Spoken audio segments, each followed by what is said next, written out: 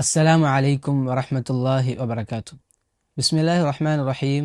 അൽഹംദുലില്ലാഹ് വസ്സലാത്തു വസ്സലാമു അലാ റസൂലില്ലാഹ് വഅലാ ആലിഹി വസഹ്ബിഹി അജ്മഈൻ. അമ്മാ ബഅദ്. പ്രതിസന്ധികളും പ്രയാസങ്ങളും അനുഭവിക്കാത്തവരായി ആരും ഉണ്ടാകുകയില്ല. പലപ്പോഴും പ്രതിസന്ധികൾ വന്ന് ഇനി എന്ത് ചെയ്യുമെന്നറിയാതെ ലോക്കായി പോകാറുണ്ട് നമ്മൾ ഓരോരുത്തരും.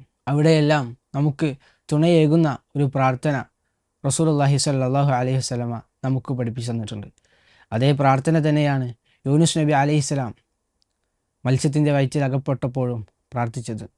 ലാ ഇലാഹ ഇല്ലാ അൻത സുബ്ഹാനക ഇന്നി കുന്തു മിനൽ ളാലിമീൻ. ലാ ഇലാഹ ഇല്ലാ അൻത, നീയല്ലാതെ ആരാധനക്കർഹനായി മറ്റാരുമില്ല. സുബ്ഹാനക്, നീ എത്ര പരിശുദ്ധൻ. ഇന്നി കുന്തു മിനൽ ളാലിമീൻ, തീർച്ചയായും ഞാൻ അക്രമികളുടെ കൂട്ടത്തിൽ അകപ്പെട്ടിരിക്കുന്നു.